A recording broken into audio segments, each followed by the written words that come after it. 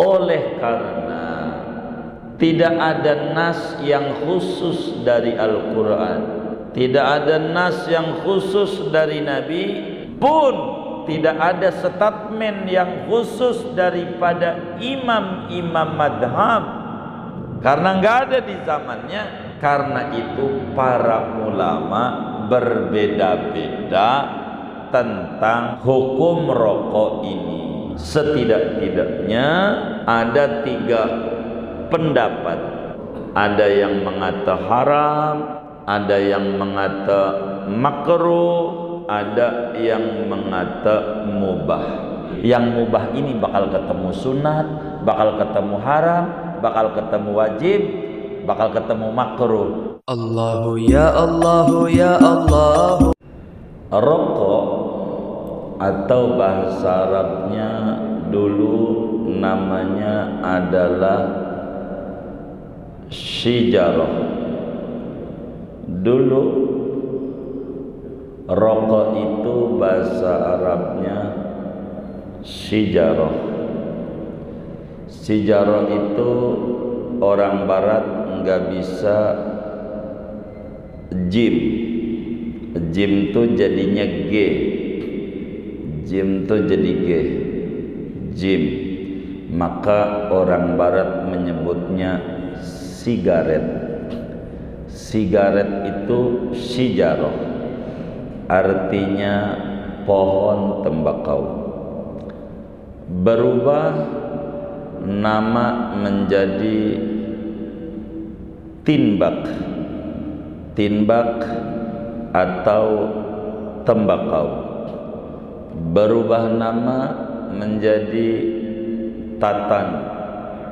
Orang sebut nikotin. Berubah nama menjadi dukhon. Belakangan dengan sebutan tadkhil atau rokok. Rokok ini baru. Rokok ini baru. Tidak ada di zaman Rasulullah sallallahu alaihi wa alihi wa sahbihi wasallam. Rokok enggak ada di zaman Nabi. Begitu juga rokok tidak ada di zaman sahabat 4. Di era kepemimpinan Sayyidina Abu Bakar tidak ada. Maka tidak ada kalamnya Abu Bakar menyoroti tentang rokok. Begitu juga di era kepemimpinan Sayyidina Umar, Sayyidina Utsman, Sayyidina Ali. Di sahabat 4 tidak ada rokok. Karena itu enggak ada statement mereka para sahabat semuanya tentang rokok. Begitu pula di era tabi'in, itu juga tidak ada rokok. Maka tidak ada komentar mereka tentang hukum rokok. Termasuk pada zaman madhab 4 sebagai muassisnya, baik itu Imam Abu Hanifah sebagai muassis madhab Hanafi, tidak ada statement Abu Hanifah menyatakan hukum rokok, karena tidak ada rokok di zaman itu. Begitu juga di zaman Imam Malik, di zaman Imam Syafi'i, dan di zaman Imam Ahmad bin Hanbal. Sehingga madhab 4 secara pendiri madhab, baik itu Imam Abu Hanifah, Imam Malik bin Anas, Imam Syafi'i Muhammad bin Idris As-Syafi'i, Imam Ahmad bin Hanbal, tidak ada yang menyatakan hukum rokok anu. Kenapa? Karena rokok belum ada kala itu. Rokok baru ada di tahun 1000 Hijriah. Rokok baru ada. Ini sejarah tentang rokok baru ada. Itulah di sana bakal nama berubah-ubah nama. Dari tadi sigaret atau sijaroh, pohon. Sijaroh itu pohon. Jadi tinbak, jadi tatan, jadi tinbak, jadi dukhon, dan sekarang disebutnya tadkhin. Mamnu'ut tadkhin. Ini karena perubahan istilah daripada tembakau itu. Karena itu tidak ada hadis yang menerangkan secara khusus tentang rokok, sebagaimana tidak ada keterangan dalam Al-Quran yang menerangkan secara khusus tentang rokok, karena memang baru di tahun 1000, sekarang 1400, berarti baru 400 tahun yang lalu, kan 444 Hijriah, artinya baru 400 tahun yang lalu, belum 500 gitu, ke tahun 1000 itulah baru muncul rokok, baru muncul rokok. Karena itu, karena rokok tidak punya dalil secara khusus dari Al-Quran, tidak punya dalil secara khusus dari Nabi, enggak ada. Kalau kita bakal mendengar hadis at-tinbak baulus syaitan, tembakau kencing setan, ini hadis palsu. Enggak ada. Zaman madzhab 4 aja enggak ada rokok, bagaimana di zaman Rasulullah? Madzhab 4 aja enggak ada. Tahun 200 Hijriah Imam Syafi'i wafat, kagak ada. Begitu, kagak ada. Maka enggak ada. Begitu. Ada hadis at-tinbak baulus syaitan, tembakau kencing setan. Ini hadis maudhu', palsu. Begitu juga ada hadis palsu juga, nikmatul udud ba'da dahar. Nikmatul udud ba'da dahar, nikmatnya ngudud sesudah dahar. Ini orang Sunda, ini orang Sunda yang buat ini. Dia udud-udud sama dahar, begitu. Ini nih orang Sunda, palsu nih, palsu. Nggak ada, nggak ada. Oleh karena tidak ada nas yang khusus dari Al-Quran, tidak ada nas yang khusus dari Nabi, pun tidak ada statement yang khusus daripada imam-imam madhab, karena nggak ada di zamannya. Karena itu para ulama berbeda-beda tentang hukum rokok ini, enggak sama. Setidak-tidaknya ada 3 pendapat tentang hukum rokok. Ada yang mengata haram, ada yang mengata makruh, ada yang mengata mubah. Masing-masing. Kenapa berbeda? Karena tidak ada nas yang sharih dari Nabi. Bila ada nas, maka dalam kaidah fikih la ijtihada ma'an nas, enggak ada ijtihad bila ada nas yang khusus tentang sesuatu. Ijtihad bila nas khusus tidak ada, maka ijtihad ulama berbeda-beda fi hukmi tadkhin, pada berkenaan hukum rokok. Ini beda-beda. Begitu. Ada rokok namanya jisamsu. jiwaku sampai surga. Hebat dia, jiwaku sampai surga. Itu ngarang-ngarang itu. Tapi Ji Samsu itu 2, 3, 4. Kalau jiwaku sampai surga kudu 2, 3, 4. 2 itu artinya sholat subuh, 3 itu sholat maghrib, 4 itu artinya asar, zuhur, isya. Ini 2, 3, 4. Ini baru kalau dijalanin jiwaku sampai surga. Begitu. Itu kalau ninggalin sholat ya neraka dia. Neraka. Begitu. Neraka. Begitu. Cuman ada yang nyambungin 2, 3, 4 itu jumlahnya 9. NU itu lambangnya 9. Nih Ji Samsu rokok orang NU. Begitu katanya. Nah itu mah ngarang-ngarang juga itu. Yang kagak-kagak aja. Begitu. Begitu. Itu begitu. Jadi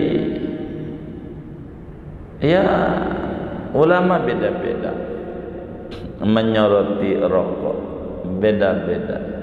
Ada yang bilang saya merokok karena ikut saran dokter, 4 sehat 5 sampurna. Begitu. Ada dia macam-macam lah orang-orang itu. Tapi hukum saudara ditulis oleh banyak ulama tentang hukum tadkhin. Kalau kita menyoroti dari apa yang mereka tulis, itu pasti keluar hukum gak bakalan sepakat. Seperti hukum perbankan karena barang baru itu gak bakalan ulama sepakat. Barang baru nggak ada bank itu zaman Madam 4, zaman Nabi, nggak ada. Mesti bakal berbeda ulama. Di NU saja kalau mau tamar tentang perbankan itu bakal muncul ada yang haram subhat halal, haram subhat halal. Itu begitu. Kenapa? Karena barang baru. Sandaran mau kemana ini?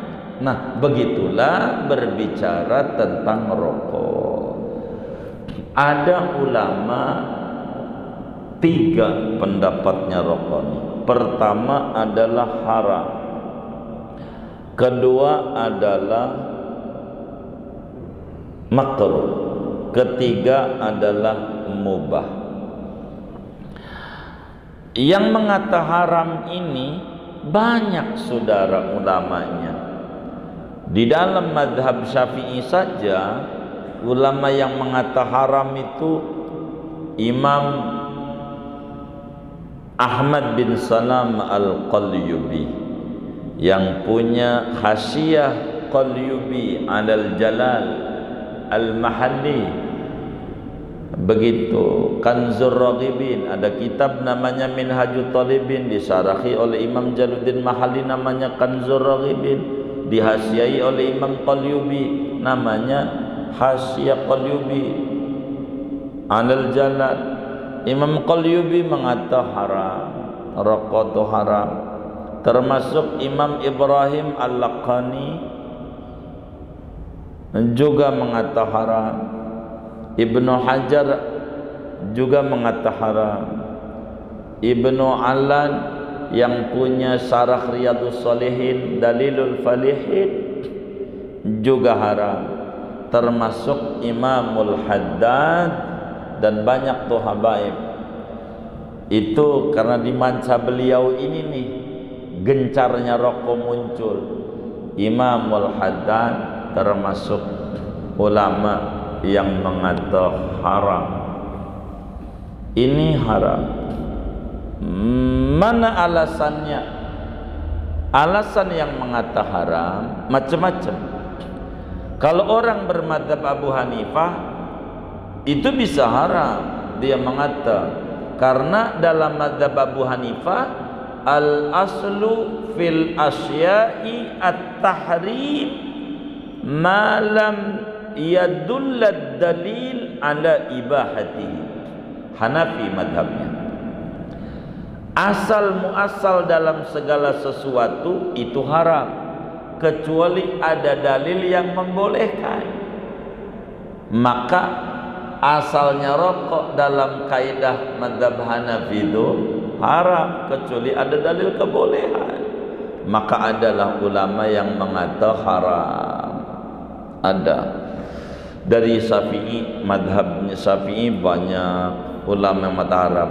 Alasannya macam-macam yang mengata haram. Ada alasannya yang mengata haram ini dalil umum, semuanya umum. Katanya ini rokok dananya untuk membiayai peribadatan dan penyebaran agama lain. Begitu. Katanya begitu alasannya yang mengata haram. Jadi untuk penyebaran ini orang sebut gereja dan seterusnya. Oh begitu kata ulama. Jadi haram-haram uang duitnya buat penyebaran agama lain. Oh iya haram. Ente punya motor? Punya. Mana dealernya Cina lagi buat penyebar agama lain. Haram motor, sini motornya. Begitu. Ente punya sepeda? Punya. Mana toko Cina lagi, sini. Haram duitnya, sini. Ente jalan kaki. Begitu. Jadi ada yang haram tuh alasannya begitu. Isti'anah alal kufar. Sedangkan man a'ana ala maksiatin walau bisyatri kalimatin kana syarikanlah. Ada ulama yang mengata haram begitu. Ada juga yang mengata haram mudirrun lisyihah. Rokok ini membahayakan kesehatan. Maka setiap yang membahayakan kesehatan itu dilarang berdasarkan hadis la darara wa la dirar. Tidak boleh membahayakan diri sendiri dan tidak boleh membahayakan orang lain. Sementara Quran bilang wala tulqu biaidikum ila tahlukah. Jangan kau jatuhkan dirimu pada kebinasaan. Sedang rokok ini adalah merusak kesehatan, maka bakal binasa, maka jangan merokok. Maka merokok menjadi haram adanya berdasarkan mudirrun lisyihah. Ada juga yang mengata yang bagi yang mengharamkan rokok adalah lil iskar. Rokok ini memabukkan. Sementara Nabi bersabda kullu muskirin khamrun wa kullu khamrin haramun. Yang memabukkan khamr itu haram, maka rokok memabukkan menjadi haram adanya. Itu ulama yang mengata haram. Banyak dalil mereka wala taqtulu anfusakum innallaha kana bikum rahima. Jangan kau bunuh dirimu. Maka ada yang menulis merokok membunuhmu. Ada begitu, ada itu kayak begitu. Ini ulama yang mengata haram. Kalau mengata haram, maka turunannya haram. Kalau kemudian ini haram, maka merokok dosa masuk neraka karena haram. Yang dagang dosa, masjid disumbang oleh warung yang dagang rokok jangan terima karena kan haram. Dia bisnis haram. Begitu dia bantu kita nggak boleh, jangan diambil pajaknya karena haram. Barang haram nggak boleh, barang haram jangan diperdagangkan, kebunnya harus dibuang, basmi semua. Itu konsekuensi turunan dari haram.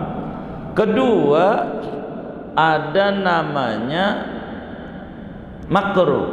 Jadi jangan sampai begini nih, kalau haram yang merokok ditangkap, yang dagang boleh. Ini nggak benar namanya. Begitu. Bagaimana mungkin yang merokok ditangkap karena haram, tapi yang dagang enggak? Ini rumusan hukum enggak ketemu, mematch antara hukum ini dan hukum ini. Begitu. Kalau begitu bisa dikias sama yang dagang narkoba. Begitu. Yang make ditangkap, bandarnya boleh bebas. Enggak ada tuh rumusan hukum kayak begitu. Enggak ada. Begitu. Itu satu, haram. Dua, makruh. Ada ulama yang mengatakan makruh, ada banyak. Siapa? Imam Bajuri di dalam kitabnya Hasyiatul Bajuri ala Fathil Qarib. Lihat saja pada jilid 2 pada pembahasan tentang baik. Baik yang tidak ada manfaatnya tidak sah. Begitu. Nanti bakal dijabarin tuh di sana oleh Imamul Bajuri. Murid beliau termasuk Syekh Abdul Hamid Ad-Dagestani yang menghasyiai daripada Tuhfatul Muhtaj. Itu juga mengata daripada terkait rokok ini makruh. Kenapa makruh? Karena rokok ini bau, begitu. Maka orang makan bawang putih aja enggak haram, makan bawang putih, cuman makruh yang masih mentah karena bau. Maka karena rokok ini mengandung bau yang kurang disukai, maka rokok ini makruh. Sebab makan bawang putih yang mentah, makan bawang merah yang mentah makruh.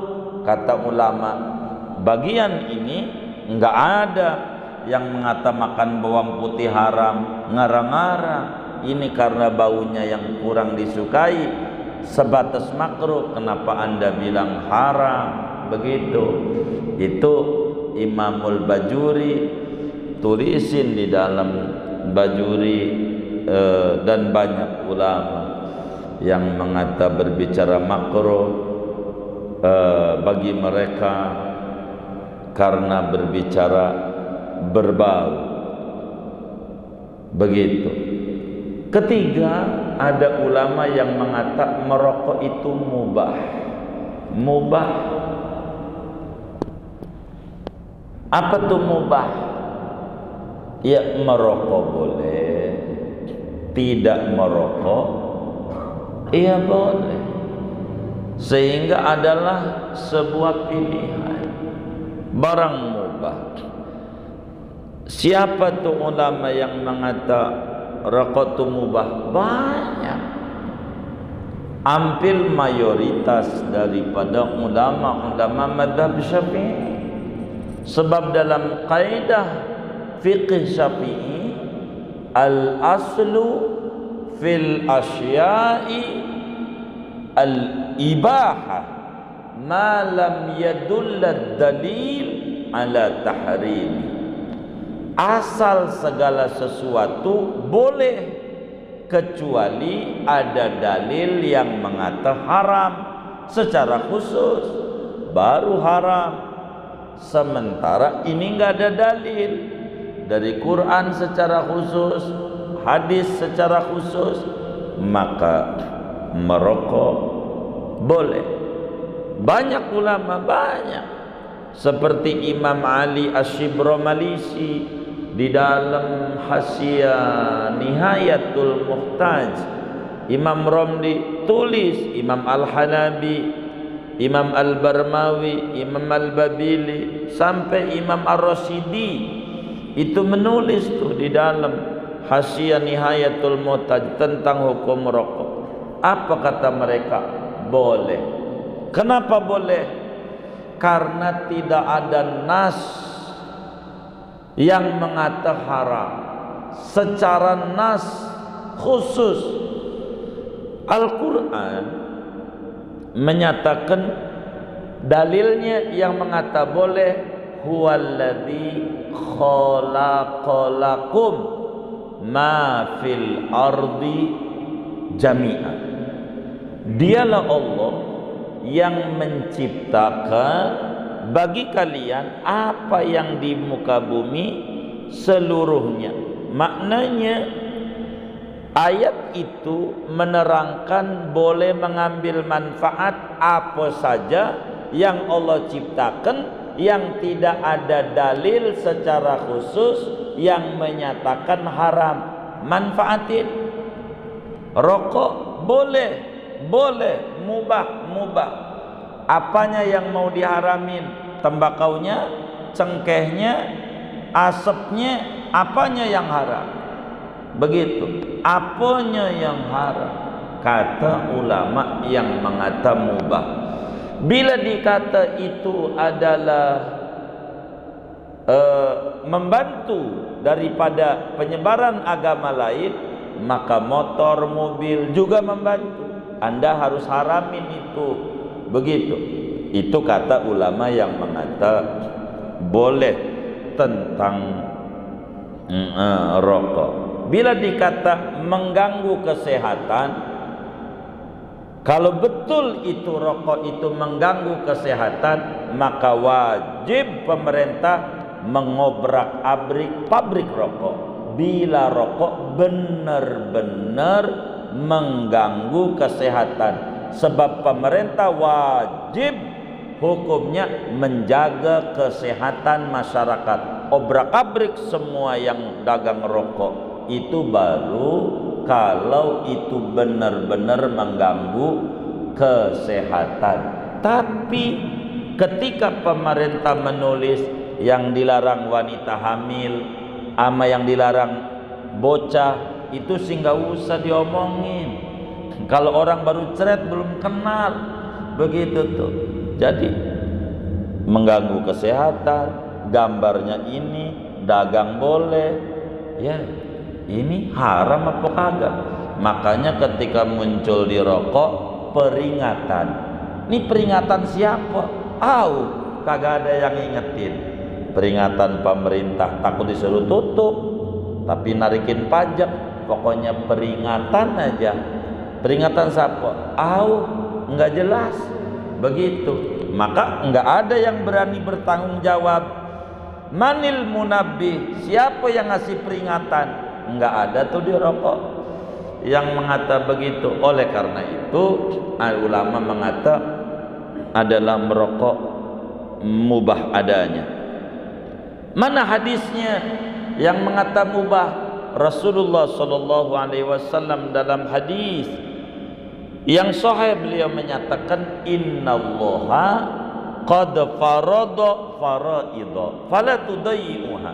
Allah telah wajibin beberapa kewajiban, jangan disia-siakan, diabaikan, kerjain. Wa haddada hududan fala ta'taduha. Allah telah memberikan batasan hukum-hukum, jangan kau melanggar hukum itu. Wa harrama asya'a fala tantahikuha. Allah haramin tentang berbagai macam hal, jangan kita langgar itu. Wasakata an asya'a rahmatan bikum ghaira nisyan. Allah diam tentang beberapa persoalan bukan karena lupa, tapi karena rahmat besar bagi umat manusia. Maka rokok tidak dijelaskan secara khusus dalam Al-Quran, menunjukkan itu rahmat besar dari Allah Subhanahu wa ta'ala. Maka merokok, kata ulama yang ketiga, mubah. Adakah manfaatnya? Ada. Maka kata Imamul Bajuri, bolehkah menjual rokok? Boleh, wong ada manfaatnya. Apa manfaatnya? Al-Imamud Damanhuri di dalam kitabnya Al-Kafi Syarah Mukhtasar Safi dijelaskan, qalu ta'atid dukhani khubsun faqultu la ma fihi khabasah yusayyirul mar'a fi nashatin wa yazidu fi dhaka'ihi wa khirsi wa lam yarid fi hukmihi nassun wal aslu fi hukmihil ibaha. Mereka berkata merokok buruk, Ku jawab, kata Imam Damanhuri, ulama besar Mesir, tidak buruk. Yusayyirul mar'a fi nasatin, membuat orang jadi semangat. Nenamu nungguin tuan rumah lama, enggak bengong. Kalau orang merokok, kata dia tuh begitu, enggak bengong aja, kayak orang gila, diem aja. Dikata gila waras, dikata waras gila. Begitu. Kalau dia nungguin nih tuan rumah, enggak bengong. Hidup punya pegangan, yang kagak ngerokok enggak punya pegangan dia. Begitu. Yusayyirul mar'a fi nasatin wa yazidu fi dzaka'i wa hirsi, menambah pada konsentrasi pemikiran dia. Begitu. Jadi cerdas. Itu begitu. Dan tidak ada nas sharih yang khusus menyatakan haram sehingga asal hukumnya mubah. Merokok boleh, enggak merokok boleh, sampai ditanya hukumnya. Bagaimana kalau merokok di masjid? Itu pengarang kitab Umdatul Mufti wal Mustafti, Al-Imam Jamaluddin Muhammad bin Sulaiman Al-Ahdan, seorang mufti daripada Yaman, Hadramaut Yaman. Bagaimana tentang merokok di masjid? Kata beliau, begini, saya mau tanya, kentut di masjid hukumnya apa? Haram enggak? Kata kiainya begitu. Kata dia, kagak, cuman makruh kentut di masjid. Saya mau tanya, bau kentut sama bau rokok, bauan mana? Begitu. Ini bauan kentut, bau kentut aja makruh. Paling tingginya enggak ada yang mengatakan. Ente main haramin aja, ente jangan begitu. Ada dalam kitab Umdatul Mufti wal Mustafti. Itu begitu, saudara. Ala kulli hal, dari mubah ini bakal melari, bisa haram dari mubah. Ulama yang mengata mubah ini bakal lari pada motivasi merokok. Bila kita punya duit 20.000, bini kita belum masak, lalu kita beliin rokok, haram adanya.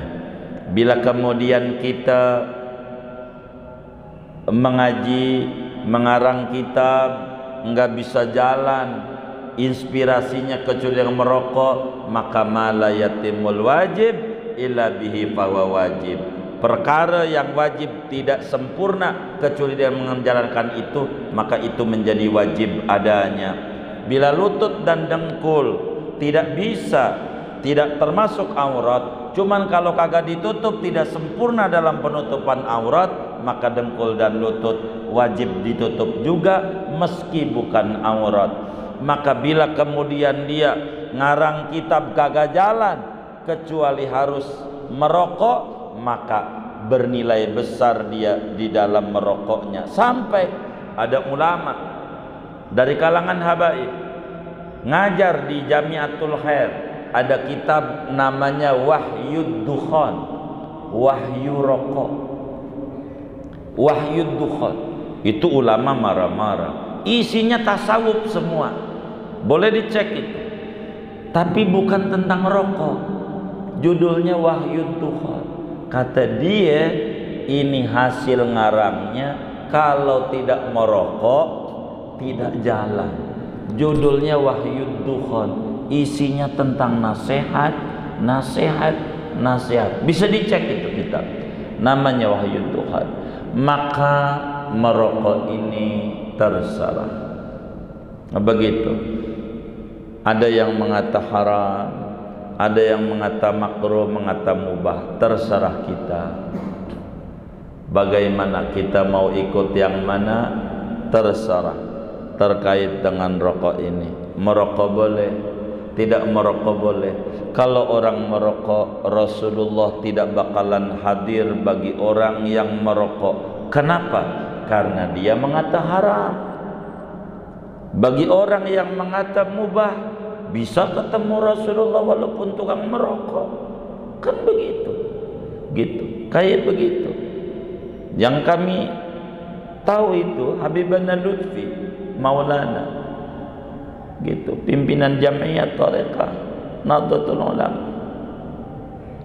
Thariqah Mu'tabarah itu beliau juga menghisap juga begitu. Banyak Syekh Yasin Al-Fadani suka kan mimpi ketemu Rasulullah, sisa beliau sisa. Jadi tergantung mensikapinya. Yang menjadi persoalan adalah kita mau ikut yang mana. Begitu. Kalau kita ikut yang haram, maka kalau ada orang ngewarung dagang rokok dibagi duit, jangan mau. Itu kan hasil dagang rokok, barang haram, jangan mau. Begitu. Jadi harus jelas, jangan sampai dibagi duitnya mau, rokoknya haram. Ini nggak benar ini. Maka yang muktamad kata Muallim Syafi'i Adzami, mubah. Merokok itu mubah. Saudara suka merokok silakan, enggak suka jangan. Begitu. Cuman yang mengata mubah juga harus ingat nih. Dan ini kita harus ingat hukum ini. Bagi ulama yang mengata mubah saja, urusan sholat nih saudara. Biar orang itu hafal Quran 30 juz. Hafal Quran 30 juz. Fasih, merdu suaranya, alim, cakep, Quran hafal 30 juz, fasih. Tapi harus diingat, kalau masih merokok haram jadi imam.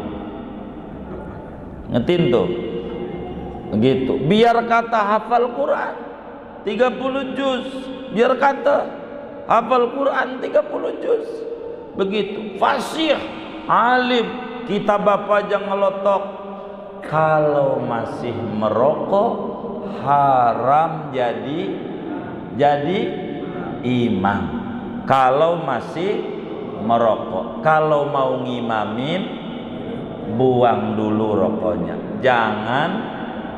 Jangan masih ngerokok jadi imam. Haram nggak? Haram. Kurang lebih demikian. Kalau pengen panjang, ada ulama besar NU, ulama besar Jawa, Syekh Ihsan Jampes, itu mengarang kitab namanya Tuhfatul Ikhwan. Itu menulis beliau sejarah panjang tentang rokok, panjang tentang rokok, dari Brazilnya sampai datang ke Asia, ke Arab, sampai ke Timur. Ini ditulis dengan detail tentang sejarah-sejarah rokok. Ala kulli hal, kalau kami pribadi ikut kepada ulama yang mengata mubah. Saudara suka merokok, saudara enggak suka enggak merokok. Kalau dikata merokok itu mengganggu kesehatan, kata teman kita merokok, justru rokok ciri sehat. Kalau merokok masih enak, itu sehat. Kalau udah pahit, berarti sakit. Betul begitu? Kayaknya tukang merokok ini yang ngaji ini. Inilah yang dapat saya jawab tentang hukum rokok. Ala kulli hal, terserah kita mau ikut yang mana. Muanya adalah ulama, dan ikut ulama adalah bagus. Dan ikhtilaf itu enggak perlu kita ingkari barang yang ikhtilaf.